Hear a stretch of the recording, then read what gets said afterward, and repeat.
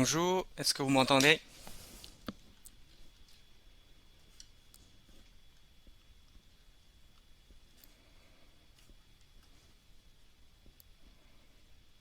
Si vous m'entendez, n'hésitez pas à taper dans le chat pour que je puisse le savoir. Merci,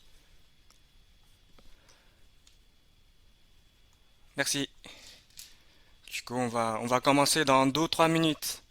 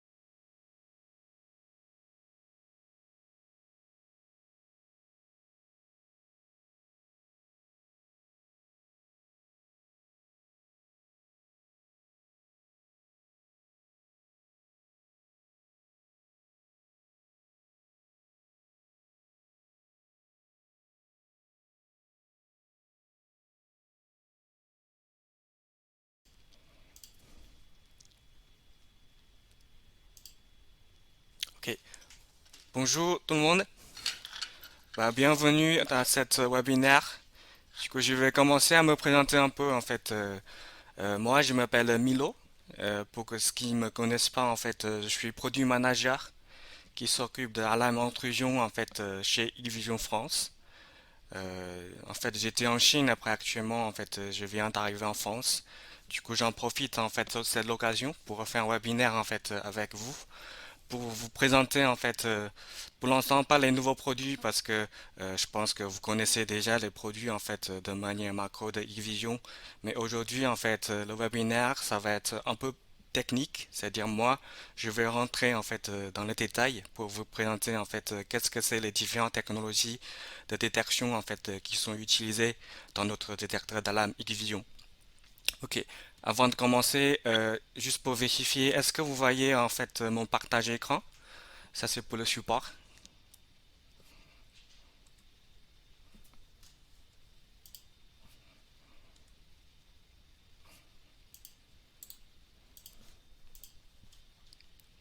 Ok, merci.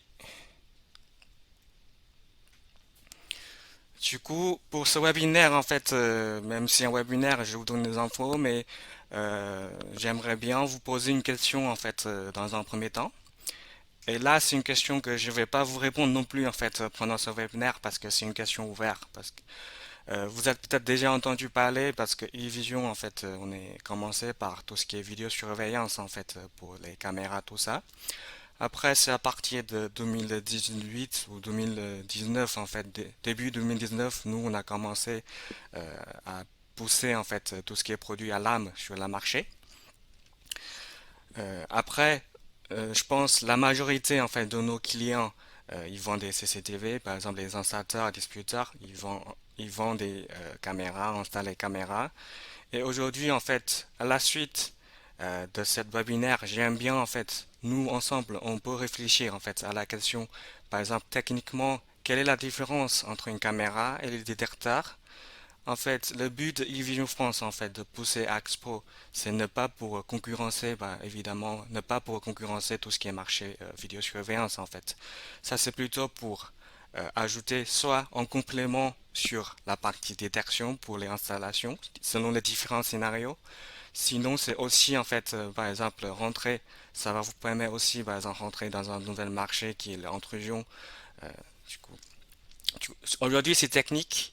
Je vous présente les technologies. Après, j'aimerais bien que nous puissions réfléchir à cette question, en fait, techniquement et commercialement ensemble. Ok. Qu'est-ce que c'est un détecteur X-Vision? Du coup, là, j'ai un détecteur PIR, en fait, normal, X-Vision. Du coup, en gros, en fait, il consiste de plusieurs parties. Le premier, je vais mettre mon souris, c'est pour que vous sachiez. ce que je parlais. Le premier, en fait, du coup, c'est l'élément de capteur, en fait. Du coup, ça, c'est comme les caméras, c'est le capteur qui capte tout ce qui est rayonnement infrarouge. C'est-à-dire, par exemple, moi, je suis un humain, je bouge, du coup, effectivement, je vais émettre en fait des rayonnements. Après, ce qui est capté par le capteur PIR, du coup, c'est le rayonnement infrarouge. Après, si c'est un contact de la porte, en fait, évidemment, c'est la ouverture de la porte que le capteur va capter.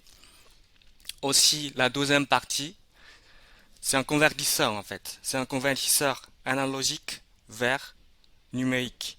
Je sais pas si vous connaissez un peu le monde en fait analogique et numérique. En fait, l'intérêt de celle-là, c'est parce que nous, on a un microprocesseur en fait. C'est ce qui est au milieu, qui est intégré dans le PIR ou dans les détecteurs. C'est un microprocesseur en fait qui peut traiter des signaux. Et le fait d'avoir des signaux en fait qui est converti en numérique et rentrer dans le microprocesseur, ça nous permet d'ajouter en fait des algorithmes intelligents. Par exemple, sur les caméras, on a AcuSense, distinction humain-véhicule. Et sur le PIR, en fait, je pense que vous connaissez déjà en fait animalier fonction. Du coup, ça c'est réalisé en fait par un algorithme qui est dans notre microprocesseur. Et aussi aujourd'hui, je vais aussi vous parler de deux technologies en fait par la suite, IFT et compensation température, que vous allez avoir des détails après. Du coup, tout ça c'est réalisé par tout ce qui est microprocesseur. Et aussi, si je continue, on a un bloc d'alarme de sortie. Du coup, là, c'est quelque chose qui pourrait être à la fois physique et virtuel, soft. Si c'est physique, du coup, c'est les contacts secs, en fait, qui sont euh, les, les détecteurs. On peut envoyer, en fait, des signaux, en fait, contact sec, alarme de sortie. Sinon, par exemple, pour notre gamme radio, alarme, en fait, tout ce qui est caméra, tout ce qui est détecteur est aussi lié avec le central. Et le central est lié soit avec les applications mobiles, en fait. Chez nous, on s'appelle iConnect pour tout ce qui est client end user et iPro Connect pour tout ce qui est installateur. Du coup, les notifications poussent, en fait. Pour nous, ça fait partie aussi le bloc d'alarme de sortie. Après, si je monte un peu en haut, vous allez voir un bloc protection contre le sabotage. Du coup, là, il y a deux définitions en fait qui est dedans. Le premier, c'est l'autoprotection en fait que tout le monde connaît, c'est-à-dire nous on a autoprotection à la ouverture et aussi autoprotection à l'arrachement des détecteurs. Mais aussi en fait une technologie qui s'appelle anti-masking, c'est-à-dire c'est quand quelqu'un en fait il vient essayer de mettre un coup de peinture sur la lentille en fait. Du coup ça c'est la lentille plastique des détecteurs PIR. Il essaie de faire ça pour cacher les détections, tout ça. Du coup ça va être détecté aussi. Aussi, si je continue, du coup, le bloc de configuration, du coup, là, ça peut être aussi physique et virtuel, c'est-à-dire par les softs. Si c'est physique, par exemple, chez nous, je prends celle-là, chez nous, on a un PIR, mais avec brique de glace, en fait, dedans. On a un petit switch, en fait, derrière, dedans. Avec ce switch-là, on peut, par exemple, régler l'orientation de brise de glace, par exemple. Après, si on parle de la partie configuration virtuelle, en fait, du coup, c'est aussi l'application eConnect et eProConnect, en fait, je viens de parler. Avec ces applications-là, on est capable, en fait, de faire tout ce qui est, tout un tas de configurations, en fait, pour tout ce qui est détecteur. Je vais vous montrer aussi quelques exemples, en fait, par la suite. Et le dernier, du coup, c'est le bloc d'alimentation. La majorité, en fait, de nos détecteurs utilisent CR123A. Du coup, ça, c'est les grands classiques, en fait dans le monde de détection. Après, autonomie des détecteurs, en fait, selon les différents types, ça varie de 2 ans jusqu'à 6 ans, par exemple. Ok. Après, juste une petite introduction, en fait, de tous les détecteurs chez Hikvision actuellement qu'on vend. Du coup, si j'ai les classes, en fait, dans de manière macro, du coup, pour tout ce qui est détection antérieure, par exemple, on a tout ce qui est PIR. Dans le PIR, on a par exemple PIR simple, ce que vous voyez ici, un PIR par exemple 360, c'est-à-dire il couvre une champ de détection avec 360 degrés et aussi ce que je vous ai montré en fait, le PIR, mais avec brise de classe. Après, c'est le contact d'ouverture, bouton panique, brise de classe tout seul. Pour tout ce qui est vidéo vérification, en fait, on a notre PIRCam. Celle-là, c'est la version antérieure. Mais là, il y a deux déviations aussi, en fait. On a une version, ici, c'est infrarouge. Du coup, il fait nuit, quand il fait nuit, les images, il fait noir et blanc. On a aussi une version Color View en fait. Du coup, là, c'est un petit lampe. Là, c'est un petit lampe qui donne un peu d'éclairage en fait quand c'est détecté. Du coup, là, les images en fait, ça rend en couleur même si ça fait nuit. Après, pour intérieur, pour finir, du coup, on a aussi tout un tas de détecteurs d'environnement, par exemple, détection de température, détection humidité, détection fluido, et aussi le smoke qui est certifié EN.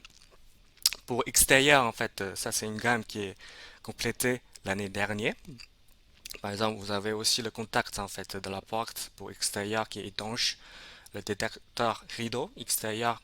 Il y a deux versions en fait, version simple. Sinon, on a aussi une version double technologie, c'est-à-dire PIR et microwave hyperfréquence, c'est-à-dire hyperfréquence intégrée.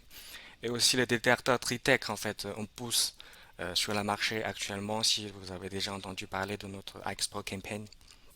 Et concernant les différentes technologies, si vous regardez un peu en bas, en fait, par exemple, on a la technologie détection de mouvement, ça c'est pour les PIR, détection d'ouverture et fermeture, du coup là c'est pour les contacts de la porte, brise de glace, du coup c'est pour les détecteurs de brise de glace, aussi tout ce qui est détection de choc et vibration, et pour finir, détection d'environnement, température, humidité, etc. Aujourd'hui, comme j'ai dit, je suis le premier début de nos slides en fait.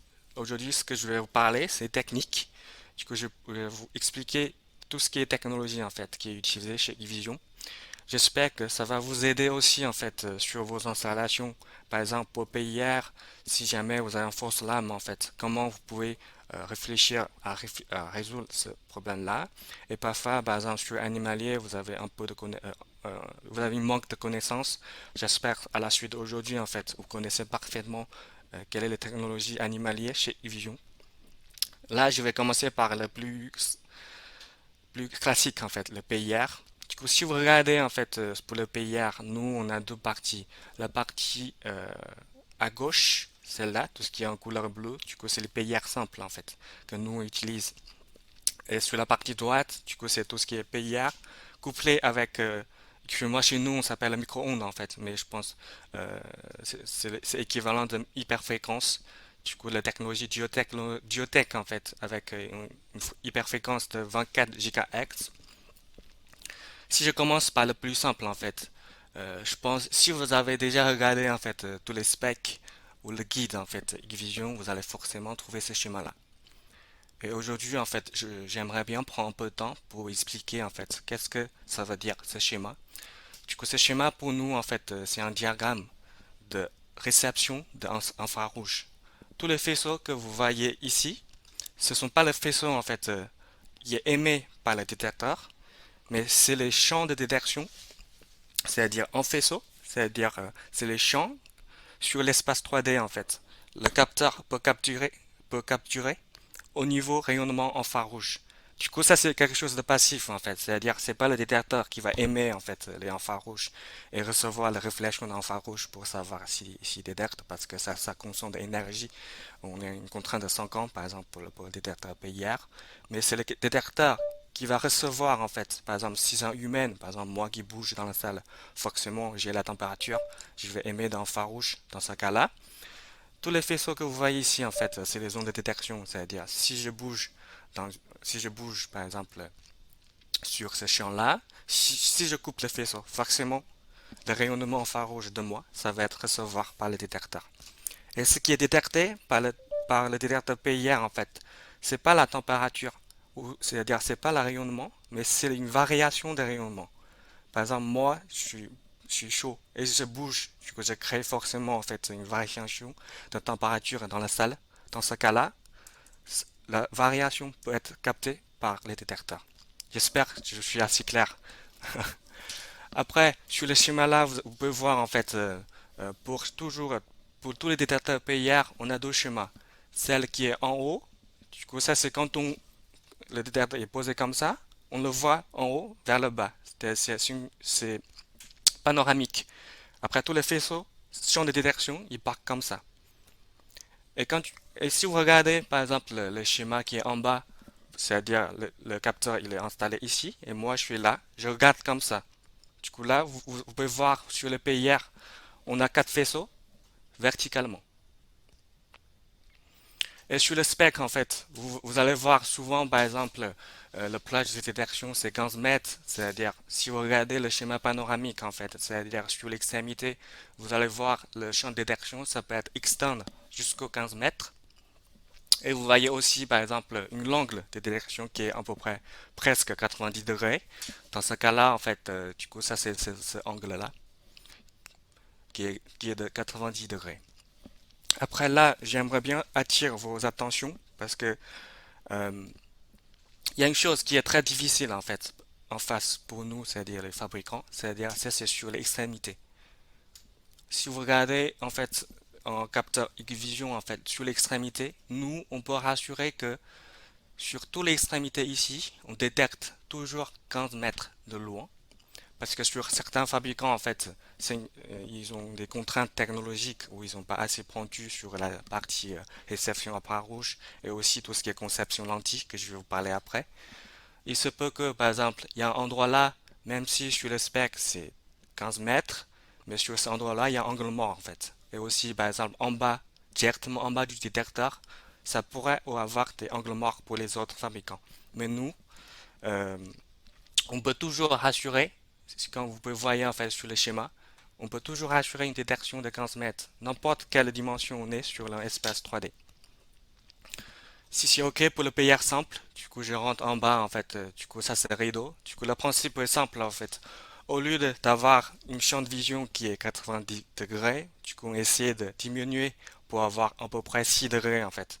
Dans ce cas-là, verticalement, si vous comparez en fait le schéma qui est en bas et le schéma en fait vertical qui est en haut, vous allez trouver en fait plus de faisceaux verticalement parce que nous on est un champ plus réduite, du coup ça nous permet d'avoir une plus de détection sur ces surfaces-là. D'ailleurs, ça c'est le principe de rideau, parce que ça c'est pour protéger en fait une surface, par exemple l'entrée de la porte ou la fenêtre. Ok. Après, si je rentre en fait à droite, du coup ça c'est le double technologie en fait. Au niveau payeur, c'est simple en fait, c'est le même principe par rapport à celle-là, ce que je vous apprenais tout à l'heure. Après, pour hyperfréquence, nous, on a choisi en fait une hyperfréquence de 24 GHz, juste pour rappeler le principe en fait. PIR est très sensible à la variation de température, c'est-à-dire variation d'infrarouge. Mais hyperfréquence, il n'est pas sensible en fait à tout ce qui est chaleur, tout ça, mais il est sensible au mouvement. Et hyperfréquence que nous utilisons, c'est on a un émetteur hyperfréquence qui est dans le capteur, il émet les hyperfréquences en fait. Après, il reçoit des reflets. Et selon le changement en fait, c'est un effet Doppler en fait. Selon le changement de fréquence sur la réflexion, du coup, hyperfréquence peut aussi détecter des mouvements. Je vais aussi expliquer aussi un peu en détail en fait quel est l'intérêt d'avoir les deux ensemble par la suite. Aussi, pour extérieur, en fait, vous allez voir, du coup, ça c'est le Tritech, en fait, on est en train de poser sur le marché. Pourquoi il est Tritech? Parce que, mais pour moi, c'est trois capteurs, en fait. C'est pas un Tritech 100%, parce qu'en haut et en bas, on a deux PIR, et au milieu, on a hyperfréquence. Après, concernant, en fait, l'angle de détection, en fait, il est aussi à peu près 90 degrés. Je vais pas rentrer dans le détail en fait. En gros, pour ce 90 degrés là, si vous regardez ce schéma, on peut le orienter en fait quand on veut. Du coup, ça c'est à l'aide d'un mécanisme en fait mécanique qui est dans le capteur. Et aussi, on peut régler en fait aussi la distance de détection. Par exemple, pour moi, 15 mètres, c'est très loin. Du coup, je peux très bien régler à 10 mètres ou 5 mètres en fait. Tout ça, c'est fait toujours par le mécanisme qui est dedans. Aussi pour les détecteurs de rideaux extérieurs, en fait, c'est aussi le même principe, c'est-à-dire on réduit le champ de détection, mais verticalement, on va ajouter plus de champs de détection pour le PIR. Et juste un point qui détaille, mais très intéressant aussi, pour nos rideaux, en fait, extérieurs, on peut le installer soit sur le faux plafond, du coup, ça, c'est le schéma qui est ici, en fait. On peut l'installer juste en haut de la porte pour couvrir, en fait, la porte. Sinon, par exemple, s'il y a des installateurs, par exemple, vous préférez les installer à côté, muralement, comme le schéma en, à droite. Du coup, c'est aussi faisable. Aussi, juste pour finir, en fait, sur la partie PIR, on a aussi un 360, en fait. À la différence d'un détecteur normal que j'ai présenté sur les slides avant. Du coup, lui, il est aussi installé sur le faux plafond. Il peut avoir une champ de vision en fait de 360 qui est en bas. Du coup, ça c'est utile en fait, surtout par exemple si je prends un détecteur normal, je l'installe sur le mur, et juste avant le mur, j'ai un canapé en fait qui bloque. Dans ce cas-là, autant te mettre en fait en 360 en haut pour ne pas être bloqué en fait sur les détections. Ok, euh, aujourd'hui ça va être très technique en fait. Là, je vais parler en fait d'une technologie de détection. C'est très important pour les fabricants, pour tout le monde. Mais nous, on a notre propre brevet. Je sais pas si vous portez des lunettes en fait. Je vais commencer par le schéma qui est au milieu. Si vous portez des lunettes en fait, du coup là, c'est le principe de réflexion lumière en fait. Par exemple, s'il y a des lumières en parallèle qui arrivent à travers la lentille, du coup, toute la lumière peut être convertie en point. Après nous en fait, pour pouvoir convertir aussi tous les rayonnements infrarouges sur l'espace 3D sur un petit capteur en fait qui a à cette grandeur là, je vous montre. Dans ce cas-là, forcément, nous, on a besoin aussi de lentilles. Et juste pour vous raconter un peu de l'histoire, en fait. Au début, par exemple, sur la partie conception, forcément, on va partir sur un lentille, en fait, qui est simple, comme ça, quand vous regardez. Du coup, là, l'intérêt de celle-là, c'est s'il y a de lumière parallèle qui arrive et il traverse la lentille, forcément, tous les rayonnements infrarouges vont être concentrés sur, sur le capteur qui est là. Mais le souci, c'est si jamais il y a un rayonnement en fait qui arrive sur l'extrémité, par exemple qui arrive en haut et qui arrive en bas en fait. Dans ce cas-là, c'est une contrainte technique en fait. Le rayonnement, il va être reflet, il va être reflet dans n'importe quel sens en fait. On s'appelle une distorsion de lumière. Dans ce cas-là, en fait, sur ce capteur-là, on va perdre par exemple 10% ou 20% de rayonnement infrarouge. Mais ça, c'est en perte de performance pour nous en fait. C'est pour ça que nous, on a fait des améliorations. On a créé un lentille en fait asphérique, on s'appelle. C'est-à-dire, c'est pas un sphérique en fait. Sur l'extrémité, on va amortir un peu l'angle en fait sur l'extrémité, comme vous pouvez voir ici. Dans ce cas-là, n'importe quel rayonnement en fait, il arrive, on peut assurer qu'il concentre toujours sur le milieu. Du coup, ça c'est pour un lentille. C'est-à-dire, si jamais j'ai un lentille ici, si les rayonnements ils arrivent dans ce sens-là, je peux arriver le concentrer sur le capteur qui est ici. Mais si jamais c'est en 3D, imaginez, du coup, il y a le rayonnement en fait qui arrive partout. Du coup, là, c'est le troisième chemin en fait que vous voyez ici. C'est-à-dire, on va superposer des lentilles ensemble en fait pour que tous les rayonnements arrivent, que ce soit en haut, en bas, 15 mètres de loin, 5 mètres de loin, ça va être toujours concentré sur le capteur. Du coup là, si vous regardez ici sur mon flèche en fait, du coup ça c'est la lentille finalement que nous on a développé en fait. D'ailleurs, si vous avez un capteur e-vision, vous pouvez essayer comme moi en fait, enlever le capteur, regarder en fait euh, plus précisément sur là. Vous allez trouver que c'est pas un espace qui est plan, tout à fait plat. Vous allez trouver en fait des lentilles superposées en fait, comme montré dans le schéma. En gros, l'intérêt de celle-là, si vous regardez en fait en simulation qui est en bas en fait, tout ce qui est rectangle euh, rouge et blanc, c'est des rayonnements. C'est sur en champ 3D. Que ce soit les rayonnements arrivent en fait, il arrive là ou là, c'est pas grave. Il va arriver concentré toujours sur le capteur qui est là. L'intérêt de celle-là, je pense, vous pouvez comprendre aussi, c'est-à-dire je perds pas de performance en fait, je perds pas de rayonnement, c'est-à-dire si un humain qui passe ou si c'est un animal qui passe en fait, toutes les réflexions de ça peuvent être concentrées sur le capteur et derrière, comme je disais, nous on a un microprocesseur derrière en fait, tous les signaux arrivent, du coup c'est le signaux 100%, je perds, je perds pas de signaux dans ce cas-là. Le signal, il est performant, comme je vous ai montré ici, en bas. Avec ce signal-là et un algorithme dans la microprocesseur, je peux créer des belles choses, en fait. Par exemple, je prends un exemple tout bête. Si vous regardez les oscilles, en fait, c'est-à-dire les lignes violettes et les lignes jaunes, en fait, dans ce schéma-là, qui est là, du coup, ça, c'est des signaux en fait qui est converti, c'est des rayonnements infrarouges convertis en signal numérique Par exemple, si je vois, par exemple, il y a des pics comme ça, je peux considérer que c'est un humain, parce que humain est, au niveau taille est un peu plus grand par rapport à animaux. Si c'est un petit chat qui bouge, forcément le signal va être comme ça. Aussi, si jamais, par exemple, le signal il fait une fois comme ça, moi je peux dire, bah ça pourrait être un faux alarme. Du coup, je peux le filtrer. Du coup, le principe comme ça, en fait. À l'aide de tout ça, nous, sur la détection, en fait, déjà on est performant sur la détection. Après, derrière, on peut créer tout ce qui est technologie, en fait, pour le filtrage. Et aussi, juste pour un peu d'information, en fait, infrarouge, il est sur ce grandeur-là, c'est-à-dire vous allez retrouver en fait la fréquence en bas et la longueur d'onde en fait en haut.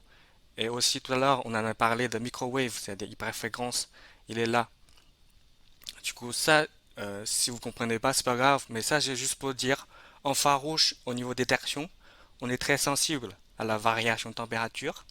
Et pour hyperfréquence, microwave, on n'est pas sensible par rapport à la variation de température, mais on est très sensible au mouvement. Il faut juste garder ces deux notions-là, parce que ça, c'est la partie la plus importante, en fait, que j'aimerais bien discuter avec vous. C'est des fausses alarmes au niveau des détections PIR, en fait. Je pense là, vous allez rapidement comprendre, en fait, avec moi, parce que sur ces schémas-là, à droite, du coup, c'est les cas que potentiellement on peut avoir des fausses détections. Par exemple, là, j'ai un PIR qui est installé en haut. Après, juste à côté, en face, en fait, j'ai une fenêtre. Après, quand il fait beau, très beau, extérieur, du coup, il y a la lumière qui rentre. Mais la lumière, il ramène de la chaleur. Forcément, il y a des rayonnements infrarouges. Avec les technologies, algorithmes, tout ça, on arrive à compenser, en fait, à certains niveaux. Mais si jamais il fait, par exemple, très froid dans la salle et extérieur, il fait très chaud, dans ce cas-là, on peut avoir des fausses alarmes qui est causée par la lumière. Le même principe, en fait, sur le deuxième schéma, j'ai une fenêtre, en fait, qui est ouverte, du coup, il ramène de courant d'air. Ça peut être froid ou chaud, en fait, mais qui crée la variation de température dans la salle. Et à côté, par exemple, juste en bas du détecteur, j'ai un chauffage. Évidemment, ça crée aussi la variation de température. Dans ce cas-là, en fait, pour la détection PIR, on peut avoir des fausses alarmes. Du coup, ça, c'est des contraintes technologiques, en fait. Du coup, ça, c'est pas lié aux fabricants ou les différentes marques. Tout le monde peut avoir ce souci-là. Et la troisième, du coup, moi, j'ai en face de mon détecteur, il y a un canapé. Forcément, si, par exemple, il y a un chat ou moi, je suis caché derrière le canapé, si je suis complètement caché, en fait, c'est-à-dire je sors pas en bras du canapé, dans ce cas-là, ça va être, moi, je ne serai pas détecté. Et aussi, la quatrième, en fait, du coup, c'est aussi un chauffage et un cheminée qui brûle, en fait. Dans ce cas-là, c'est le même principe. Aussi, le dernier cas, en fait, mais c'est un cas qui est un peu spécial, mais délicat. Par exemple, si un chat, il monte en hauteur, parce que, du coup, dans ce cas-là, si vous regardez le faisceau qui sort, en fait, sera dans une chambre de détection plus large, en fait. C'est-à-dire, le rayonnement infrarouge de ce chat-là va considérablement augmenter par rapport à nos capteurs. Dans ce cas-là, ça pourra aussi créer des fausses alarmes. Mais comment on résout ça, tout ça problème en fait? Du coup, là, c'est la hyperfréquence, pardon, qu'on vient de parler tout à l'heure en fait. Vous pouvez ne pas regarder le chemin en fait, parce que c'est trop technique, mais juste retenir, comme je disais, hyperfréquence n'est pas sensible à la température, mais tout ce qui est mouvement.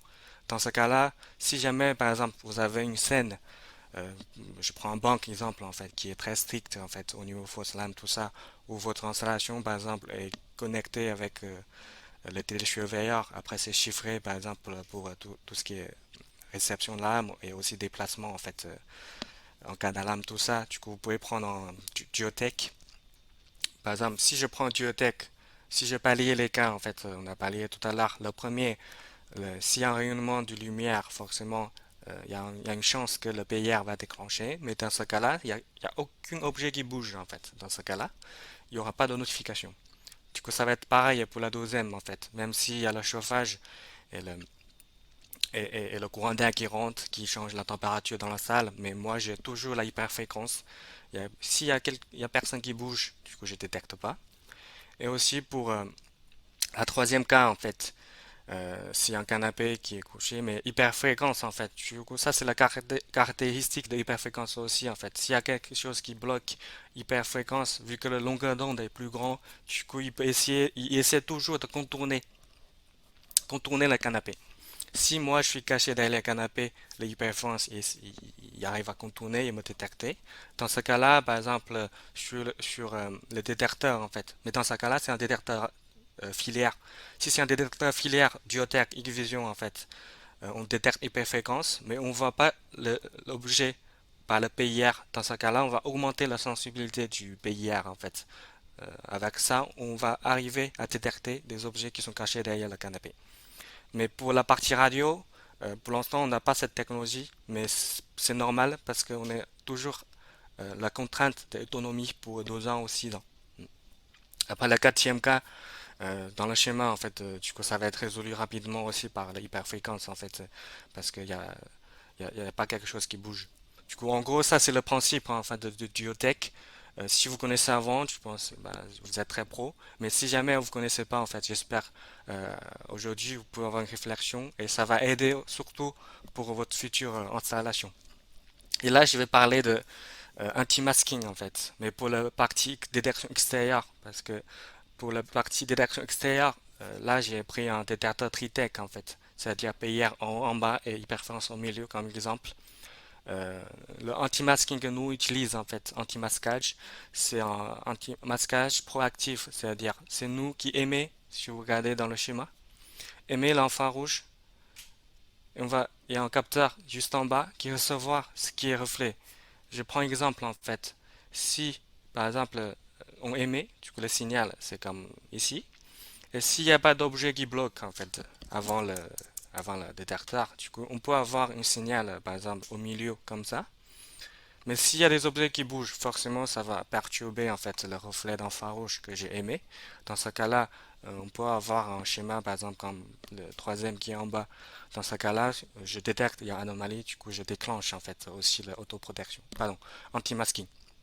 Et nous, avec ce capteur-là, avec une future évolution en fait, on est en train de développer 8 sensibilités au niveau anti-masquage en fait. Juste pour que pour la partie extérieure détection, on peut être encore plus performant aussi. Ok. Euh, Après, c'est deux technologies en fait. Je sais pas si vous vous souvenez, j'ai mentionné tout au début de notre webinaire. Du coup, c'est le IFT. Du coup, tout ça, c'est réalisé grâce à microprocesseurs, c'est-à-dire algorithmes.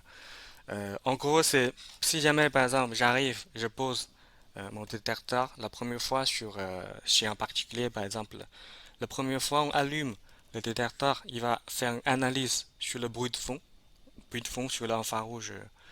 Dans ce cas-là, il va ajouter en fait le bruit de fond aussi sur le seuil. Je vais vous montrer un petit schéma, je pense que vous allez comprendre. Si le bruit de fond est comme ça, du coup nos seuils s'adaptent au bruit de fond. Du coup, je pense que vous allez comprendre. Ça, c'est juste aussi pour éviter en fait des fausses alarmes qui est causées par le bruit de fond. Aussi, deuxième chose, en fait, compensation de la température. Du coup, là, c'est aussi, comme j'ai expliqué tout à l'heure, en fait, parce que tout ce qui est PIR, très sensible à la température.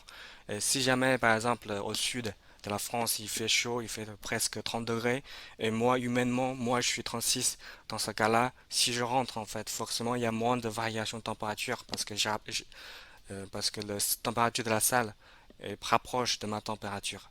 Dans ce cas-là, c'est ce que nous fait, c'est, vous allez voir, nous, on va diminuer la seuil de détection.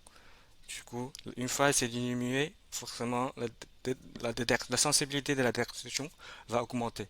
Du coup, on gère dans ce cas-là, en fait, jouer sur la température juste pour aussi éviter.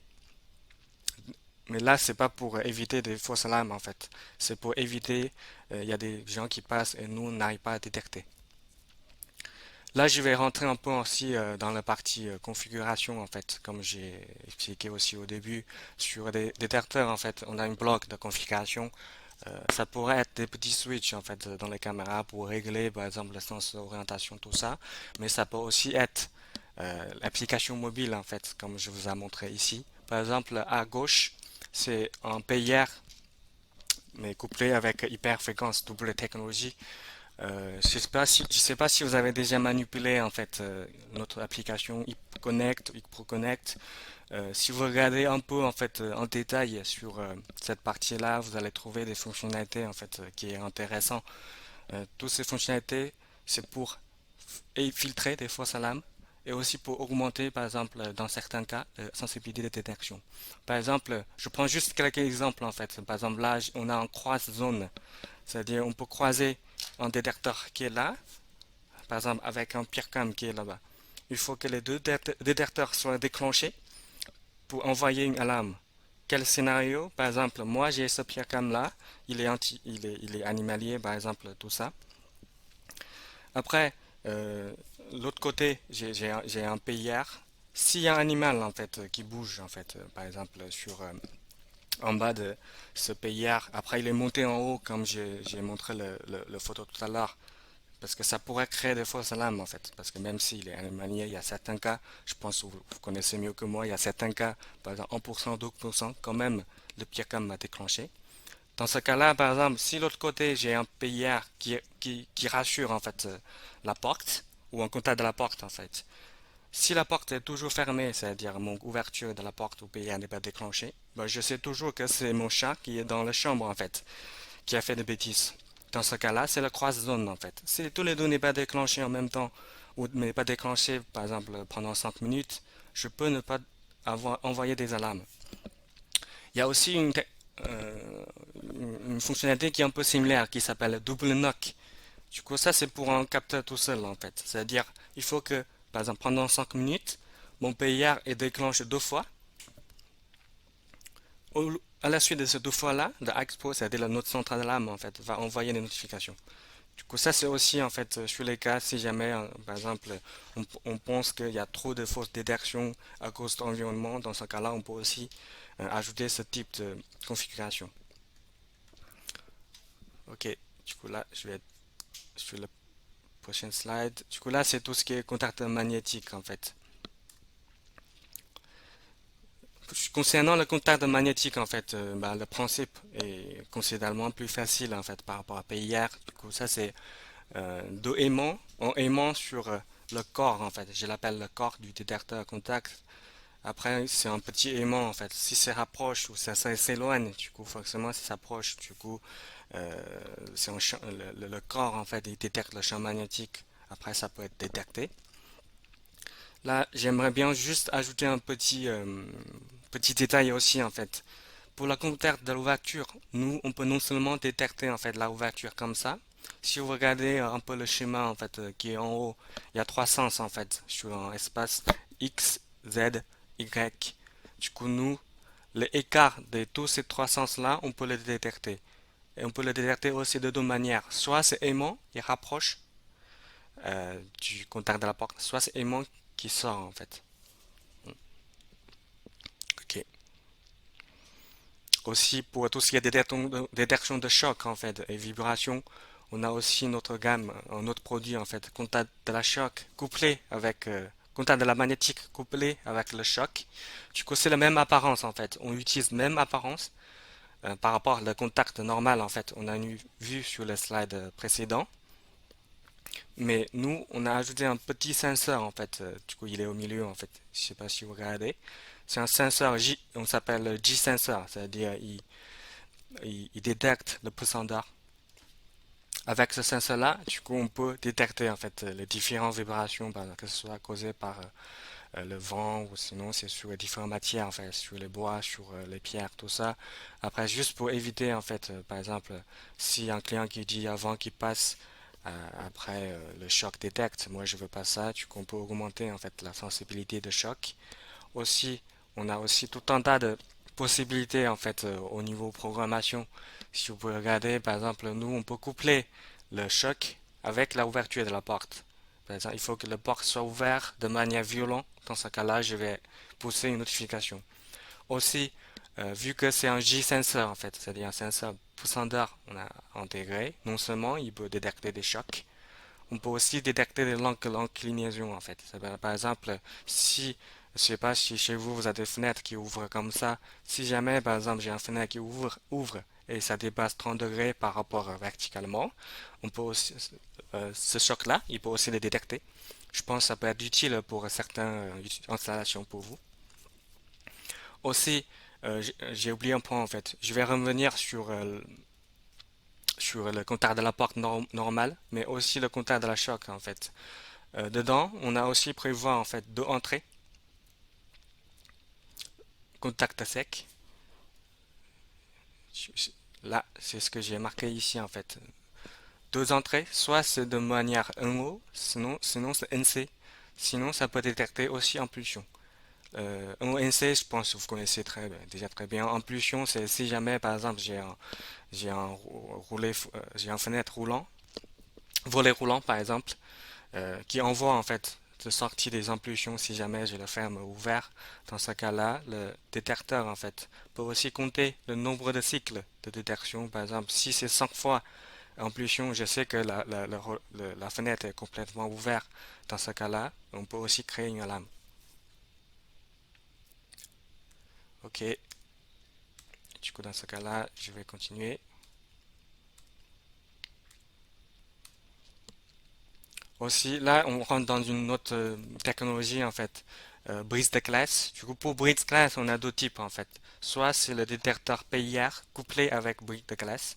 Sinon, c'est à droite, en fait, quand vous voyez en brise de classe tout seul. Après, sur le brise de classe tout seul, en fait, on a aussi deux entrées. Un ONC et impulsion. C'est le même principe. Après, sur le détecteur classe, en fait, couplé avec PIR, si vous regardez, on a un petit switch là, en fait. Du coup, là, c'est juste pour régler en fait l'orientation de détection pour la partie brise de classe parce que on a une contrainte d'installation pour le PIR en fait. Par exemple, si jamais PIR est comme ça et j'ai le classe qui est ici, du coup, dans ce cas-là, je peux régler un peu le switch pour que le détection, sens de détection pour brise de classe en fait soit orienté à ce sens. Ok. Après, je sais pas si dans vos installations vous avez des soucis, par exemple, si jamais il y a un verre qui tombe, ou c'est pas en fenêtre, mais c'est un glace en fait qui tombe, dans ce cas-là, le bris de glace déclenche en fait. Nous, euh, on a ajouté en fait encore des détections juste pour éviter en fait ce type de cas. En gros, c'est si la fenêtre en fait est installée correctement en fait correctement, par exemple, on les a encadrés par un support en bois ou en métallique par exemple, un peu comme le schéma qui est ici en fait.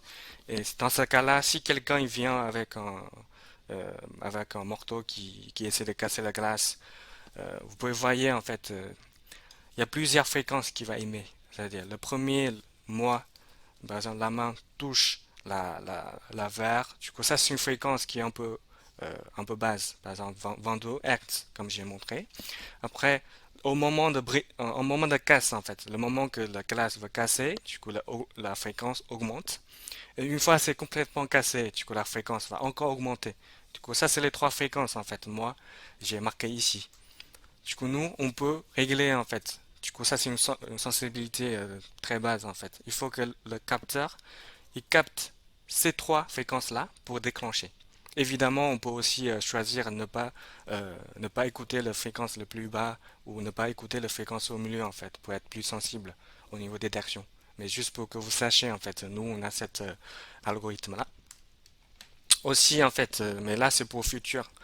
Fin de cette année, parce que pour cette installation, en fait, par exemple, si vous cassez vraiment la fenêtre, je pense que le propriétaire ne va pas être content. Du coup, nous, on sort aussi, en fait, en testeur build class. Du coup, lui, il émet des sons, en fait, en fonction des matières de classe, en fait. Si c'est un glace qui est dur ou soft, du coup, vous pouvez choisir et vous cliquez sur le bouton, mais n'oubliez pas un petit masque pour vous protéger. Du coup, le testeur, il émet un son. Dans ce cas-là, si c'est détecté, en fait, du coup, vous allez voir une petite lumière bleue qui va s'afficher sur le détecteur. Aussi, ok, on va être bientôt sur la fin en fait. Là, c'est de la détection PIR quand même, c'est-à-dire le PIR couplé avec les caméras. Mais là, c'est les standards en fait. Je pense que vous connaissez déjà. Juste sur nous, on a une technologie en fait. C'est un avantage, c'est-à-dire sur les détecteurs lui-même, on a ajouté un petit buffer en fait, si vous pouvez regarder un peu sur le tableau en fait qui est ici. C'est-à-dire si jamais par exemple moi j'ai capte image et il y a un brouillage radio en fait entre les deux, vu que j'ai un petit buffer qui est dans le détecteur, je peux mémoriser en fait pendant un certain temps, par exemple 5 minutes ou 10 minutes en fait les images dans la caméra. Et si jamais le brouillage est fini, du coup je peux très bien envoyer ces images. Du coup ça c'est pour assurer en fait la fiabilité concernant la partie vidéo vérification. Après aussi, si vous regardez aussi en fait sur la partie configuration, bah moi je vais pas tout balayer, juste il y a des fonctionnalités qui est intéressant en fait. Il y a Swinger Limit Activation. Ça c'est dans le cas par exemple, bah, mon détecteur peut-être il a un souci. Il détecte tout le temps, par exemple, il détecte 5 fois pendant une demi-heure. Dans ce cas-là, euh, je peux définir une limite en fait, par exemple 5. Si jamais il détecte toujours et au bout de cinquième fois, du coup le Expo, c'est le central d'alarme en fait, va ignorer la notification qui est envoyée par le PeerCam. Dans ce cas-là, par exemple, le propriétaire ou l'installateur peut savoir potentiellement, par exemple, ce détecteur a un souci par la suite en fait. Soit par exemple, pendant le moment il détecte toujours mal, du coup on peut toujours garder ses limites. Après, un installateur peut venir par la suite, par exemple, changer le détecteur. Après, si jamais, par exemple, il faut une semaine pour qu'un installateur il vienne, on peut aussi, par exemple, inhiber ou désactiver en fait les détecteurs pour que le propriétaire n'est pas embêté en fait pendant ce moment. Du coup, on supporte tous ces types de logique en fait, juste pour vous informer. Après, le dernier, en fait, du coup, là, c'est tout ce qui est détecteur environnemental, en fait. Là, ce sont pas les détecteurs qui est dans la certification E1 grade 2 en fait. D'ailleurs, on les a tous pour tout ce qui est détection que euh, j'ai expliqué avant. Par exemple, le bouton panique euh, normal, soit c'est un bracelet, sinon c'est un petit bouton, on peut le fixer par exemple sur la salle de bain en cas d'alarme, tu qu'on peut appuyer pour déclencher. Et juste pour l'enfant, on va sortir en fait aussi les boutons panique en fait qui est étanche cette année parce que la version actuelle c'est IP65 en fait. On va sortir une version IP66 juste pour des cas en fait on a besoin de quelque chose étanche. Le détecteur smoke certifié EN en fait avec une batterie de durée qui est 10 ans et aussi par exemple le détecteur fluido comme vous pouvez voir, on peut aussi déporter la détection en fait avec une petite sonde. Dans ce cas-là, ça va être pratique en fait. Surtout, par exemple, il y a des endroits qui n'est pas facilement accessible. Aussi pour finir, en fait, le dernier, c'est un détecteur humidité et température. Toujours avec une possibilité de sonde déportée en fait. Lui, il peut détecter à la fois la température et l'humidité. Et si jamais on branche un sonde, en fait, du coup, on perd la possibilité sur la détection humidité, parce que pour le sonde là, on peut que détecter la température. D'ailleurs, on augmente en fait la plage de détection avec ce sonde là. On peut détecter des températures hautes en fait, par exemple jusqu'à 100 degrés, et aussi très bas jusqu'à moins 30 degrés sans avoir de soucis. Ok, du coup ça c'est à peu près tout pour aujourd'hui. J'espère que c'est pas très clair, c'est pas très technique pour vous et ça vous apporte des choses en fait pour votre installation quotidienne. Je sais pas si vous avez des questions.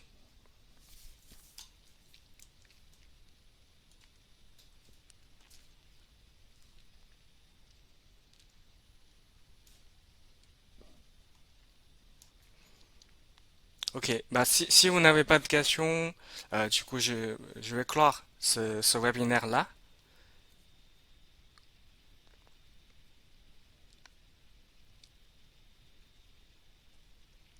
Ok, du coup merci à tout le monde et je vous souhaite une très bonne journée et aussi merci pour votre temps à présence à ce webinaire. Du coup je vous dis à très bientôt. Mm. Oui, j'ai vu une question. Oui, le NFA2B c'est en cours en fait. Du coup ça c'est en cours avec CMPP. Du coup sortie prévue pour fin de cette année. Pour l'instant on est à une phase de test avec CMPP. Merci tout le monde. Au revoir.